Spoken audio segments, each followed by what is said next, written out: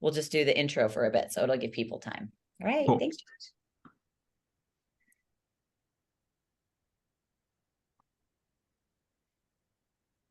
Good morning, everybody.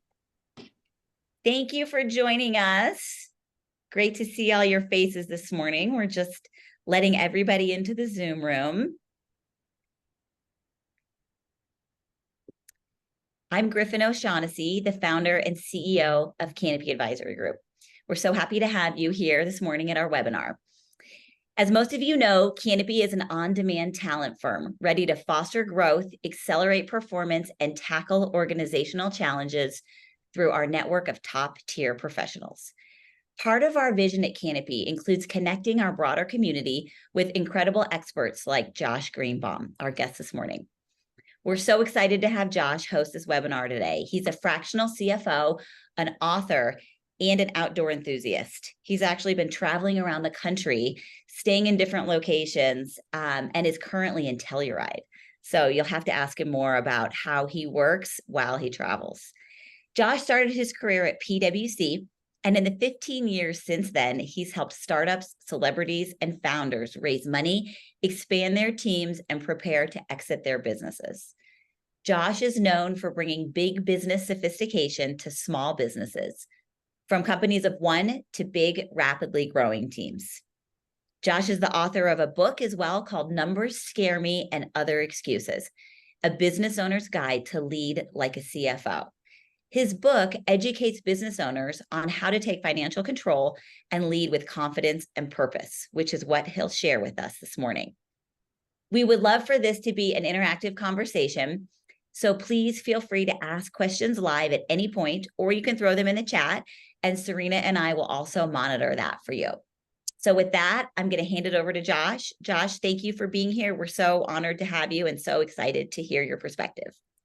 Well, thank you for having me. I appreciate the nice introduction. Good to meet all of you. I'm so happy to be a part of the Canopy community and to have you all here today. So thank you for the time. So I wanted to jump in, before we start to dive into things, to get into, the proverbial about me. To give a little more context to who I am and what my career has been, what led me to being a business owner and all the things. So what Griffin said, expanding upon that, I started at PricewaterhouseCoopers, one of the big four in their audit group. And it was an interesting journey to decide to go there.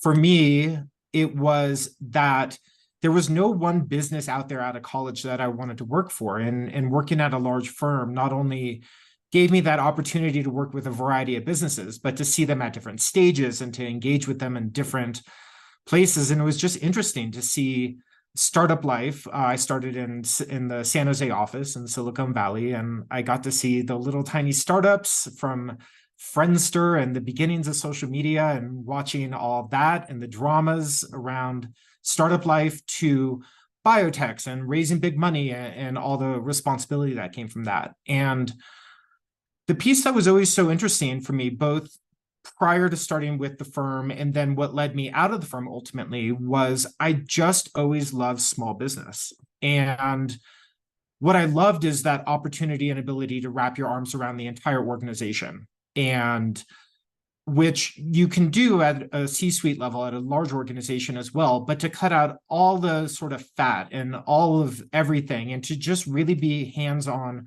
with the business owner and the team, and to be able to really quickly shift and pivot and get into sort of the desire of a business owner or the desire of a small team or small organization, and to really affect change in a fast way. So that's what really led me 15 years ago to starting my own business. And it's been fun. It's been a journey. So just a little bit of kind of what we're looking at here, most specifically the core values that I came up with. And I wanted to sort of start there because I think we'll both highlight who I am, where I'm coming from, and a lot of what I speak to.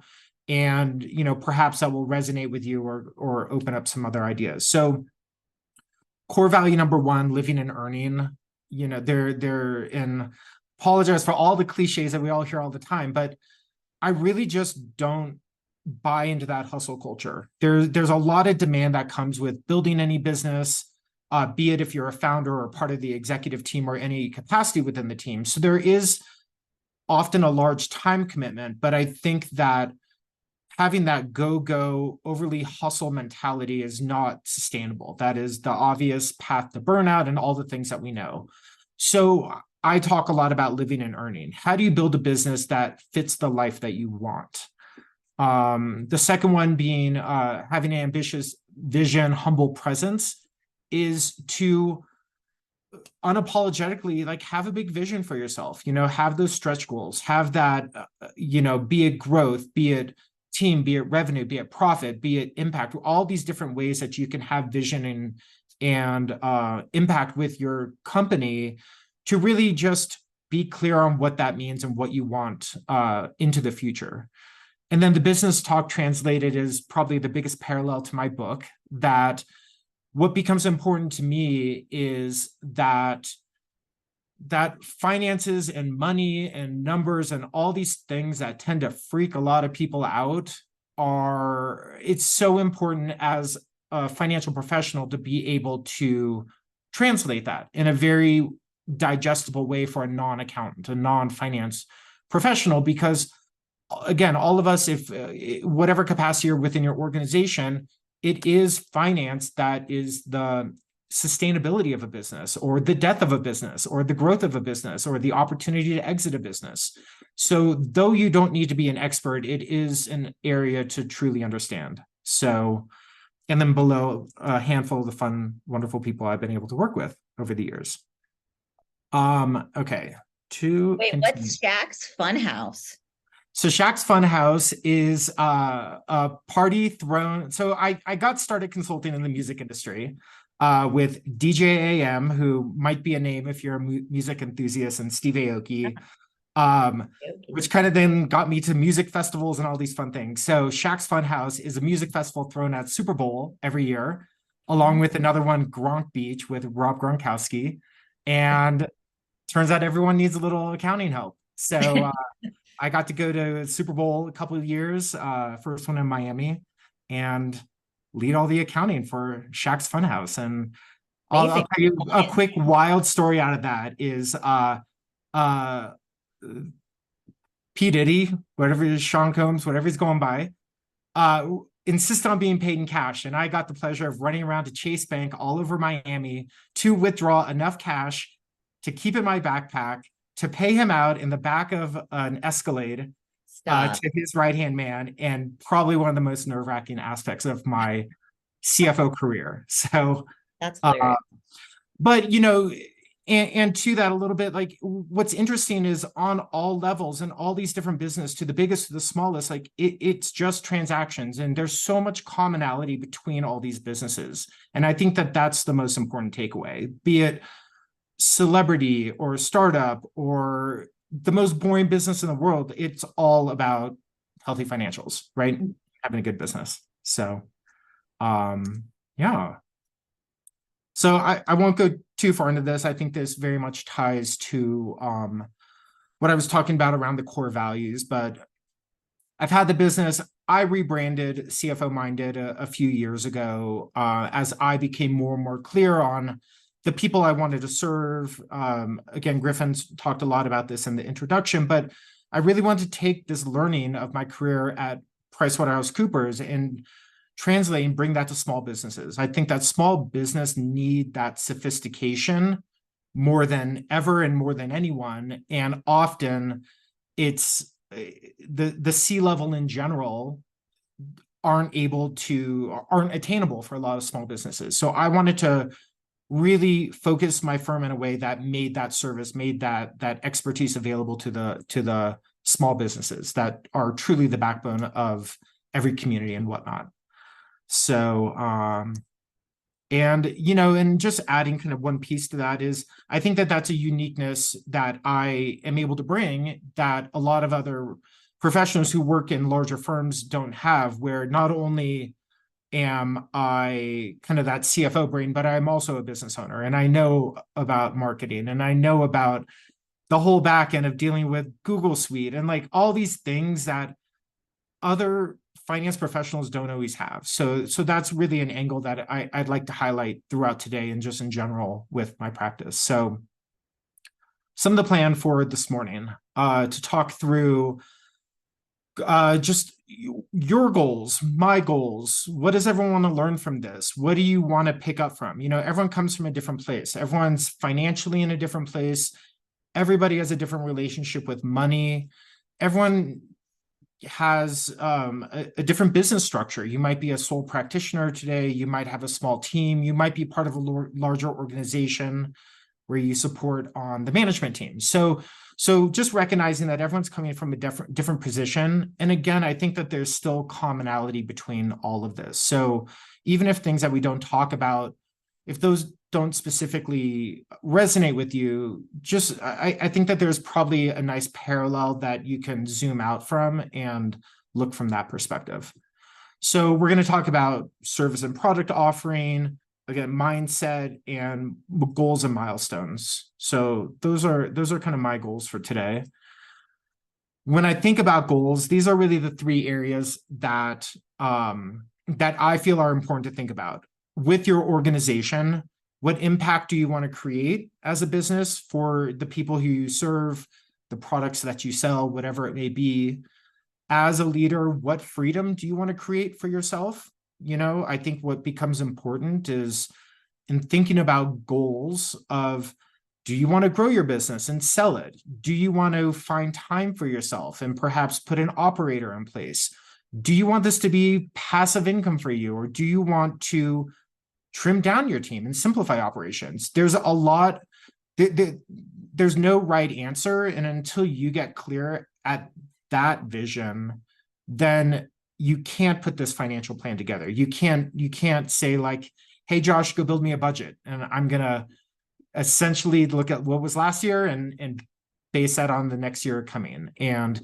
But it's, what is that larger goal for you? And what are the profits as this third point to support what your vision is for yourself, for your organization? Again,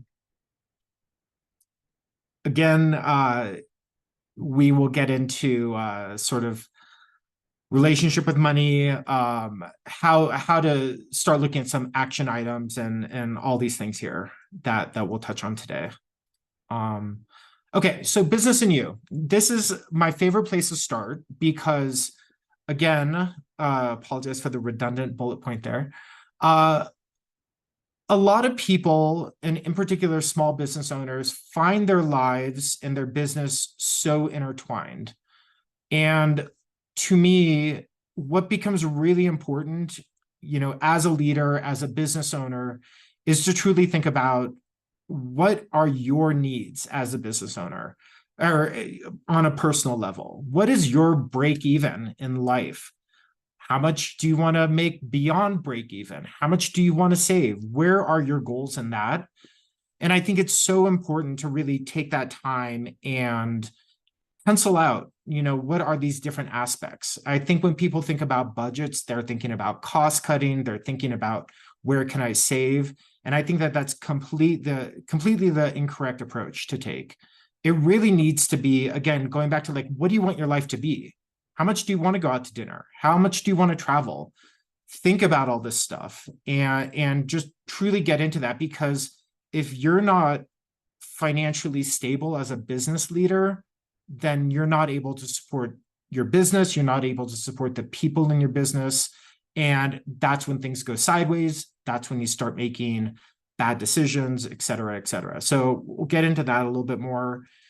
And these are really the action items that throughout the next little bit that we'll dive into. So again, just a little highlight here. So product and prices. I think what a good starting place is when you think about your business, to think about, what are the different things that you're offering to people? What are the products that you're selling? What are the unit economics around that? And let me talk about what that means. Let's take today. Today, we're talking for 45 minutes an hour. That in itself is not what this all took. This took putting a slide deck together. This took Griffin and Serena and I going back and forth and talking about what today was going to be. It went through 15 minutes prior to this of making sure audio was good. So all in all, what appears like a 1 hour service was probably 4 or 5 hours of time put into it. So when thinking about a service that you provide, you have to just truly think about what is the real cost within that, because those are the components that drive pricing. It drives ability to serve. How many people can you serve?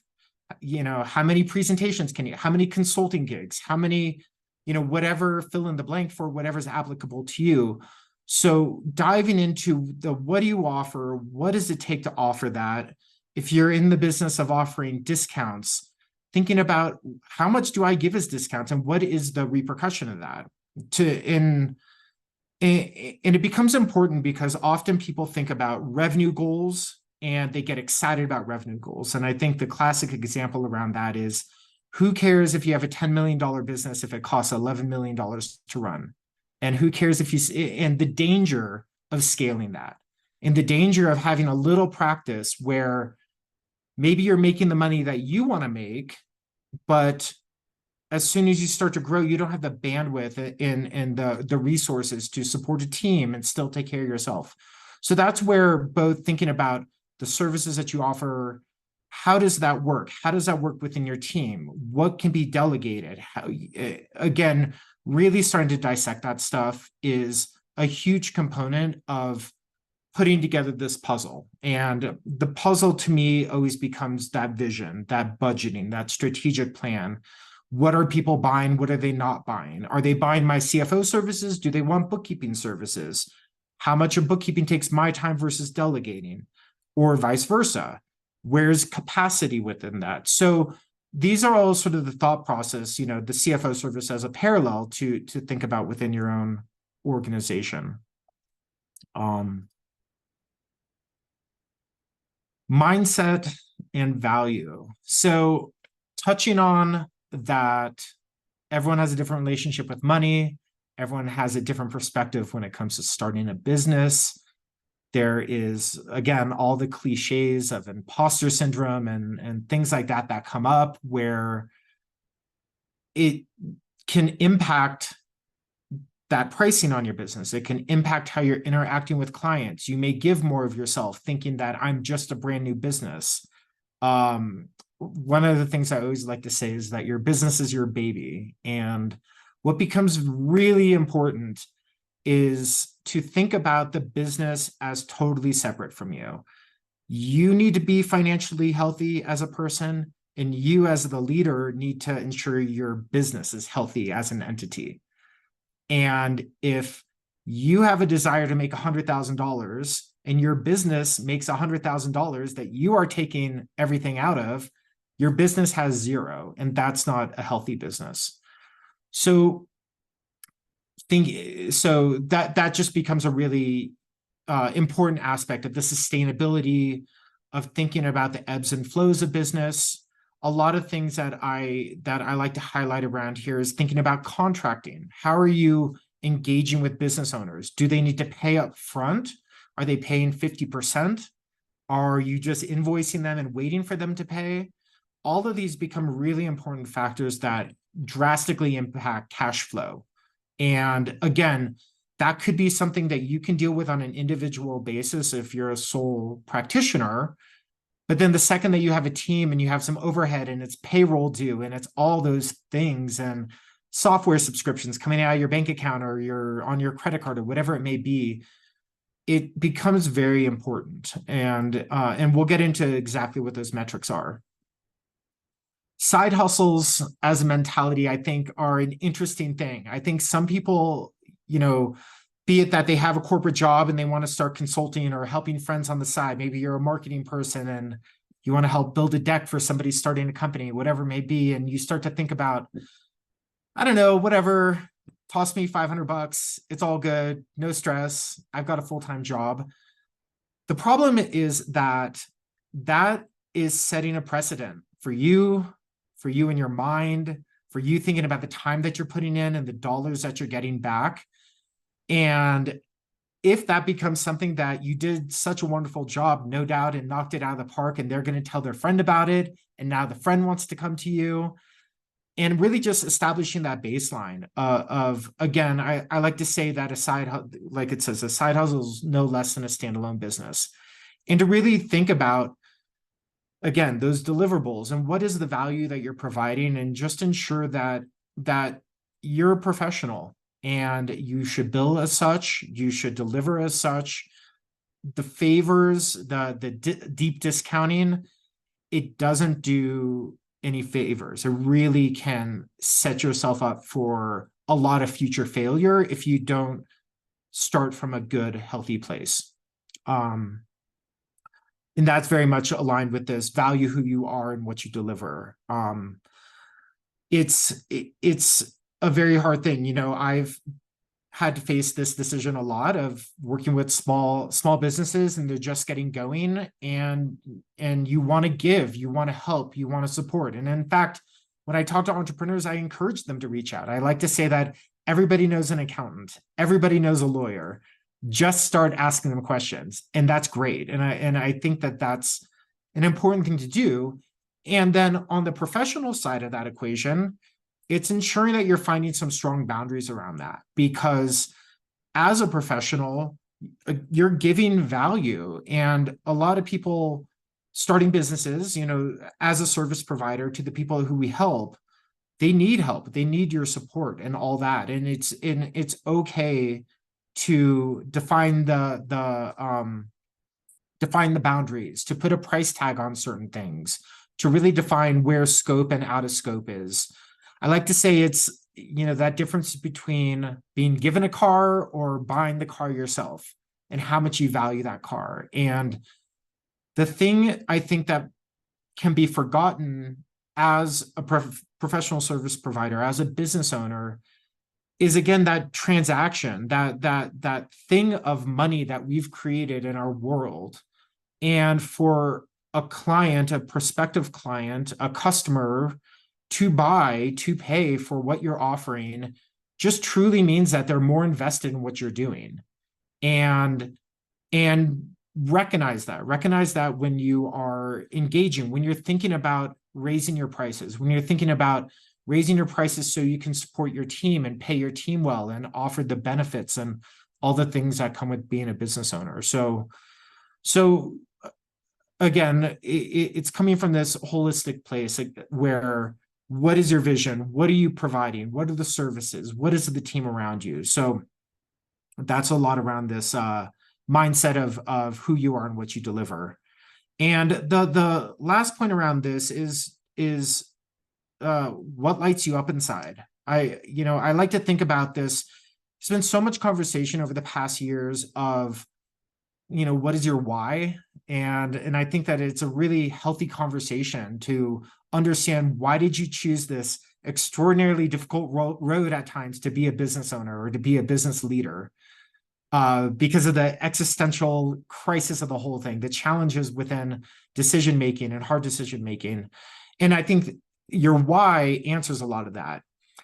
To me, the second question that you should always look at within that is kind of what is your superpower, and what is the greatness that you can bring to people. So to bring it back to kind of a CFO service, I can bring CFO service, and I can also do bookkeeping. Bookkeeping is not my strong suit.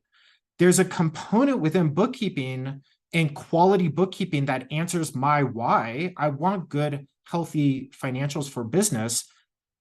But if I just take on bookkeeping within that why, it's kind of a race to the bottom, and it's not how I like to spend my time. And it's not a huge value given my professional background and all the people that I work with. So within that, just really think about, within the service offering, within being as great as you can at 1, 2, 3, 4 things, that it is the thing that will align with that long-term vision, align with growth, align with the support of the team that you have around you. And to know that you don't have to serve everyone. It's a hard thing, because I think that we're all in a place that we want to help people and serve people and solve their problems. And And sometimes the best thing you can do in solving a problem is to refer to somebody else and find that cohesiveness within team that could be multiple, external parties, or helping build an internal team, or whatever it may be. Because tying it back within that vision of what your business is, who you are as a leader, how you spend your time, as soon as you start going down that road of diverting from that kind of core offering of what makes you great, that then leads you to being overextended, not being excited about the work that you're doing. That's perpetuating into the referrals that you're getting, because it's so-and-so is an amazing, I'll keep using my terms, is an amazing bookkeeper, got everything dialed in for me. And then I get introduced to somebody else who's looking for bookkeeping. And it's like, hold on. I'm not trying to go that way. I'm trying to go this way. So when you're, to highlight the essence of the slide, and what I like to say, build a life and career you've always wanted, be just very clear on who you are, what you're great at, how you want to spend your time, how you want to cultivate your team, and who you want to attract of the people around you. And that's what's going to translate into driving in the revenue that you want, driving in the profit that you need to support that vision that you have.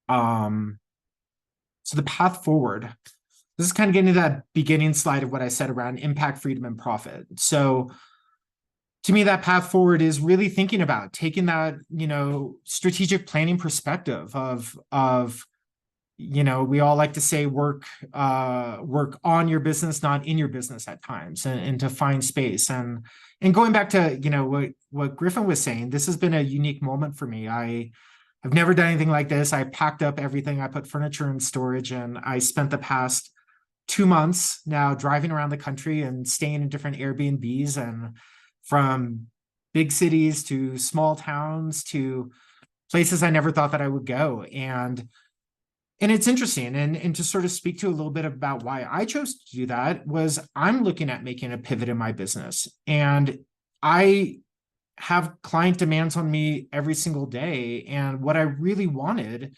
is to change the scenery. And I feel really grateful that I've built a business that has allowed me to be remote and can be anywhere, as I'm sure a lot of us are. And what I wanted out of that was to really change up the scenery and find inspiration, and have that clarity, and be driving for 6 hours and have that emptiness to think about what's important to me, and who am I interacting with on a daily basis, and going back to like what excites me and what is driving me into the ground, and making my career miserable, because I have that opportunity as a business leader to shape and shift and augment and pivot, have direct conversations with clients about, this is the new plan for 2024.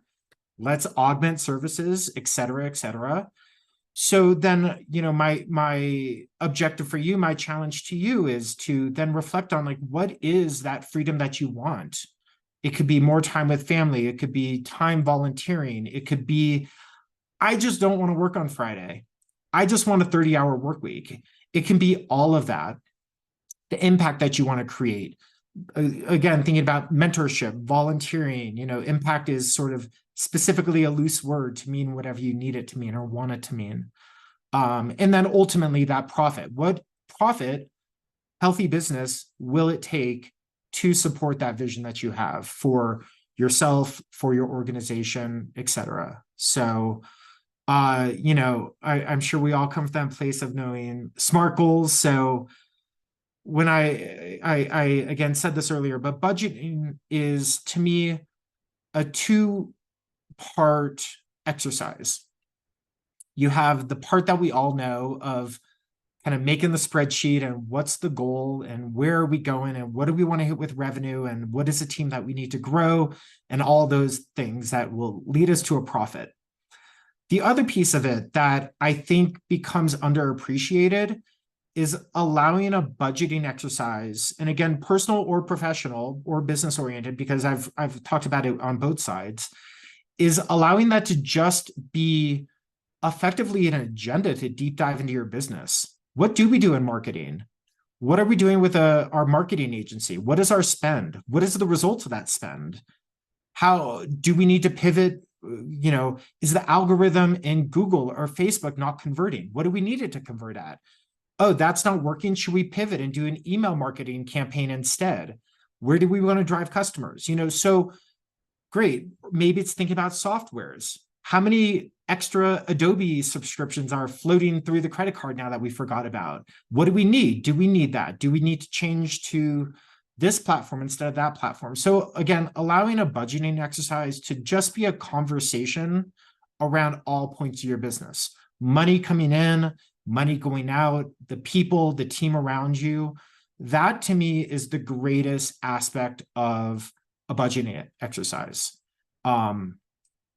And the second piece, or the last piece that I want to add to budgeting, is that I believe that it's best to do a budgeting exercise within a collaborative environment. Often people will say, Josh, go put a budget together. It's like, cool. I'm not supposed to put your budget together. I'm supposed to facilitate the budgeting process. And then if you are the CEO or in whatever leadership position, you shouldn't be doing the whole thing either. You should turn to your marketing team. You should turn to your operations team. What do you guys need? If this is the goal of where we're all trying to go, what do you need? I need you to work on your part of the budget. I need you to drive that, because that entail allows you to manage that person to that budget and give them their own stake within in what they're doing. And then again, sort of releases you in a leadership position from having to do it all. And we each have our own management styles, so that can play out however it is best for you. But I do think that incorporation of different people and their expertise and contributing to that is valuable, because I think within that you find hidden expenses of growth. May be hiring a new biz dev executive, but it also may be a travel budget. It also might be a meals budget. It also might be all these things. And that's where you end up getting hidden costs that will just eat away at the bottom line. So collaborative. And then from that, with the capital needs down at the bottom here, it's what am I going to do with this? Do I have the money to take the business where I want to go? Do I need to look at loans? Do I need to think about an SBA loan? Do I want to think about going out and finding an investor? Do I want partners? What do I want out of those partners if I am going to get an investor? So again, it's that vision that backs into a budgeting exercise, that backs into the financial path that's going to get you there. And that to me is how you can really step back and have this large vision for yourself and think about where you're going and how you're going to get there. These are kind of just the summation of, I think, things that you could think about of taking away from today of, I said kind of what to do today, what to do later. And the way that I thought about these two buckets is, what are sort of easy things that you can kind of walk away with and do without too much kind of financial sophistication. So touching back on that personal budget, think about, like, what do you want as your savings plan? We all know about, having 6 months of cash. Do you have that for you? Do you have that for your business? We all went through COVID. Are you ready for dips? Do you have a plan B of what's going to happen within ebbs and flows of business for whatever we're faced with in the future? So are you planning for taxes? A lot of self-employed people get that lovely surprise at the end of the year or quarterly estimates of, oh my God, all that wonderful money that I made and sitting in my account gets to be sent off to the government. So again, just thinking about what are all these aspects, and what becomes the most important for me with that personal budget is, what is that monthly nut? What does it cost you to live the life that you want to live? What is that number to save for the future, et cetera? Josh, can I just ask on that? I'd love to know, Please. feedback from everyone that's here too. What are your pain points with finances? What are your challenges? You know, everybody that's here this morning is clearly looking for guidance in a certain area. And so I think you've touched on a lot of really good sort of high level topics, but I'd love to know if anyone's willing to share in the chat or willing to unmute, you know, what is the most sort of, what keeps you up at night about the finance piece? Is it the bookkeeping? Is it the accounting? Is it the taxes? Is it my write-offs? Is it, you know, planning and budgeting? I'm just kind of curious where, because there is a lot of anxiety around this issue. And I'm just curious if anyone's willing to share kind of what those specific issues are. And I think it kind of dives into, you know, where to focus the attention to. I'm happy to chime in because I was just in your ear about this, Griffin. Thanks, So Lauren. hi, I'm Lauren. I am in the process of exploring turning myself from a sole proprietor LLC into an S Corp. And have everyone I've asked for a good accountant says, I don't really like my accountant. So I'm struggling to find good advice either from an accountant or a lawyer, or maybe you're my guy, Josh, on how to establish as an S Corp, how to figure out what to pay myself, how to like do everything right so that I'm taking advantage of that tax classification in a way that doesn't cause me any trouble down the line. Right. So one of the, I think, biggest things that comes up with an S Corp is it's not worth going down that road until you're making a decent amount of money. And I would say a baseline of probably $300,000, $400,000. And the reason for that is sort of twofold. One is as an S Corp, and to clarify, you can be an LLC who files as an S Corp, or you could be a straight up S Corp. In both cases, it's the same tax filing. So that versus the LLC, one, you now will be filing 2 tax returns. So that comes with its own, you know, kind of financial added expense of rather than incorporating the business taxes within your personal return, now you're doing S Corp return 1120S, and you're doing your 1040. So that's just perhaps an added annoyance, right? That you can decide whether or not you want to go down that route. And then as you're making more, it's really, you then have to start to take a salary for yourself, which is either just normal payroll twice a month, whatever it is. It could be doing a payroll at the end of the year. But you do have to put yourself on payroll. So it's, you know, if you're thinking about the overhead of the business, are you ready to start committing? That could be, you know, it could be a nice thing. For me, it was a nice thing. I went through that, and moving myself onto payroll, switching to an S Corp was nice because I got a paycheck. I diverted some of that paycheck to a brokerage account. I started to like force myself to save in that way. So there were like little benefits in that. And, you know, aside from that, again, like that's really like you get a little bit of an additional write-off within there. And if it's just you, again, if you're making a lot of money, I don't know that it's worth it. I think if you have partners, that becomes helpful, because within an LLC, you have a lot of looseness and structure in regards to taking money in or taking money out of the business, where, I don't know, you can take out what you need, I can take out what I need. But if you and I are 50-50 partners, and if you took $1 out of the business, I'm entitled to $1 as well. So the S Corp gives you protection around that as you're adding people to the party, so to say. Thanks, Josh. And we've got a couple others in the chat. And so Matthias, I totally appreciate this question because I feel the same way. Do we really need to keep receipts for every business expense?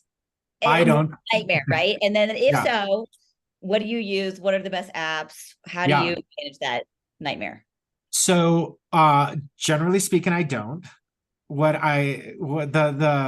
say the off the record thing that I like to say is that none of this matters unless you get audited. And so mostly, you know, I think in that instance that you were audited, in that instance that you do need to get back to receipts, that most everything has, whatever, you book a flight, you get an email. You can always pull that email back up.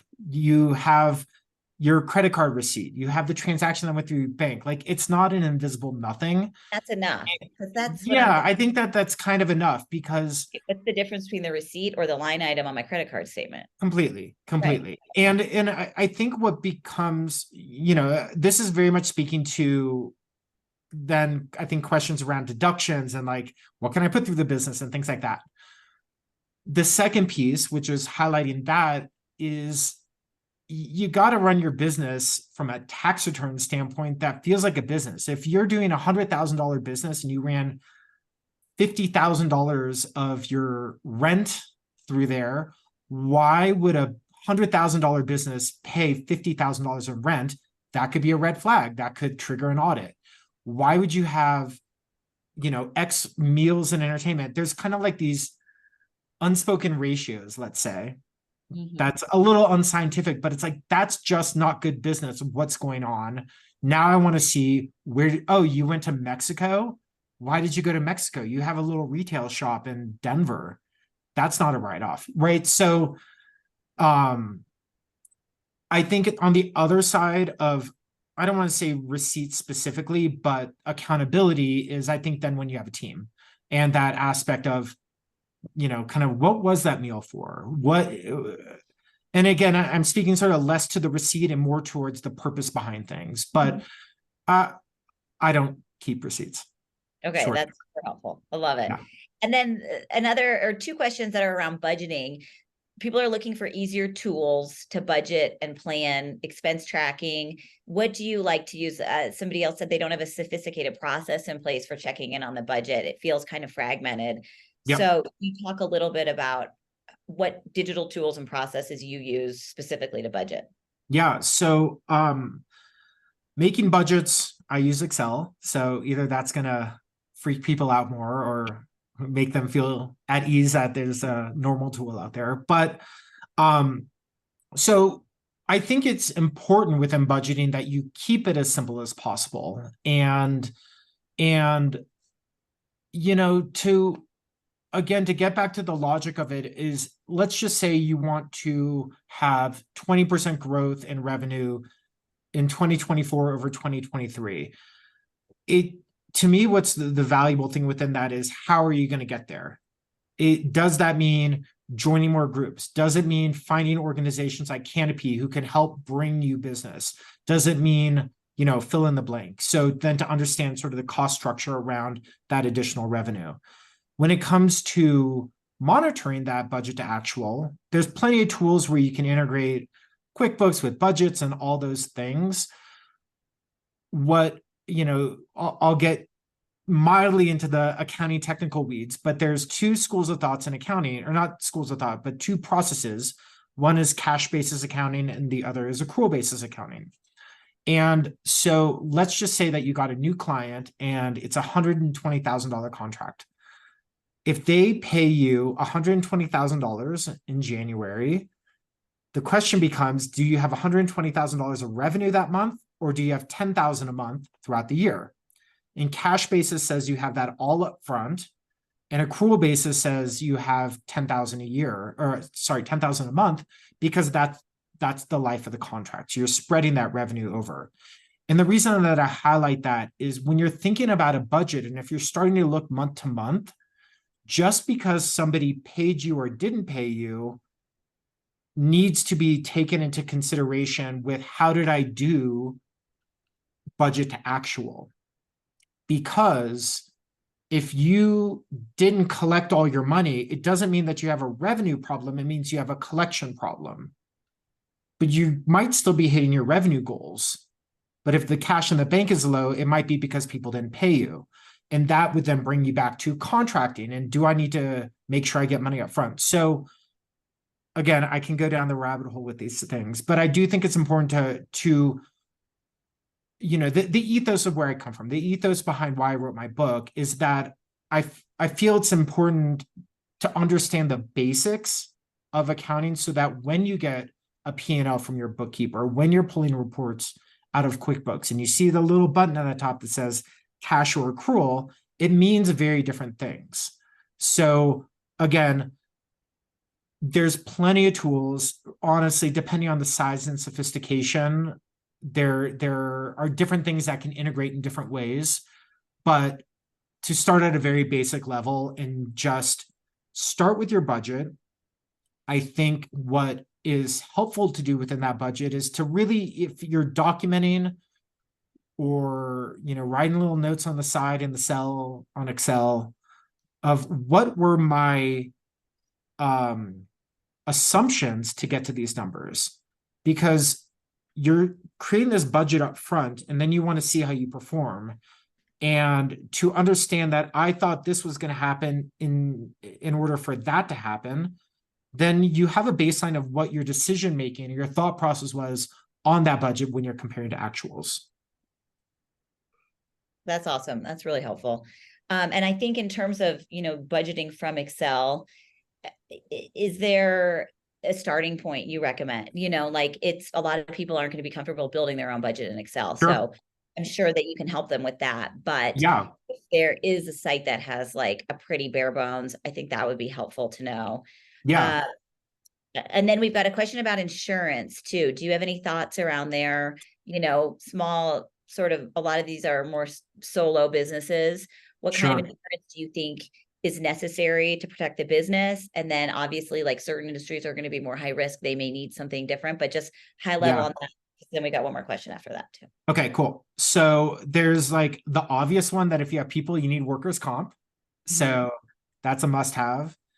I think, whatever aspects of either general liability or professional liability. And I think beyond that, it really becomes industry specific. I've worked with a consulting firm that is in the healthcare space, that their data is HIPAA compliant, and to think about cybersecurity and excuse me, all those potential risks of having sensitive data. And the way that is often mitigated, let's just say you have a Shopify store. Shopify is protecting all this data for you. You're not holding the credit cards. Shopify is holding the credit cards. So again, in that last bullet point of risk analysis, think about like, where are the risks in your business? Sometimes EPLI is important, which is employee practice liability insurance, of getting sued by employees if they were let go for wrongful termination. And if you feel like you're at risk for that. And again, case by case basis, it's another situation, I think, where everyone has a different tolerance and opinion of insurance versus saving on the money. So that's my high level thought. Keep it simple to start. Yeah. I think sometimes like to Sam Levine's point, it will be required by certain clients too, certain levels of insurance. So then you're just kind of like, ugh. Correct. And to speak to that, I took out an SBA loan for my business.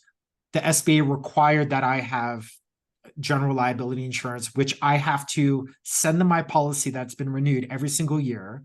So yes, there are things that you do. There could be contract terms within contracts that someone you do business with wants to make sure that you are covered. There could be, going back to music festivals, there's all those things. So yeah, it's all very business related. Okay. In terms of the audit, to go back to that, Yeah. There's a question around when does that become like a reasonable risk? Is it 100,000? But if you're under $100,000 business, can you safely assume the IRS is, it's like not material to them? Or is that just, Yeah. I mean, it's such a case by case basis, because I think the most important thing in that is like, file things timely, pay timely. If someone reaches out to you, they're just a human being, communicate with them. Don't be scared, just be nice and helpful. But, I don't know. You never know what's going to trigger things. And I think generally speaking, yes, if you're a small business, you're probably generally off the radar. But, we're also in tough economic times, and states need money, and local governments need money, and the federal government needs money, and they get their money from us. And therefore, you want to pay timely, stay on their good side, all those things. Thank you. I don't want to keep you, I forget if you have more slides, but I know we're running. I think that's it. Oh yeah, I got it. perfect. Yeah. So here's Josh's That's my book, book. which you can order online. You can get, I got it on Amazon. It's great to have as a reference. And we're happy to stay and take more questions. I know some people need to run too, so thank you, Josh. I would Thank love to you. help connect all of you with Josh. If you could use help with budgeting, if you have more specific questions, if you want a cheerleader when clients ask for discounts. I like literally, I think you said that to me this morning. I was like, oh my God, he's actually like telling me what I need to hear this morning, because especially in professional services, it is so hard. We get so many asks for discounts, right? It's like, what's it to you? But you're so right to really truly value what we each do. Clients value it more when we value it and when we don't allow for those deep discounts to continue or to happen in the first place. So thank you for that kind of like pep talk. And we'll hang out. So feel free to stay if you want to chat with Josh and you have more questions. If not, we'll send out a Zoom link so you can refresh your memory on some of these topics or send it along to friends. And thanks for being here this morning. We really appreciate it. Great to see you all. Thanks, Josh, for Thank your you. wise insight.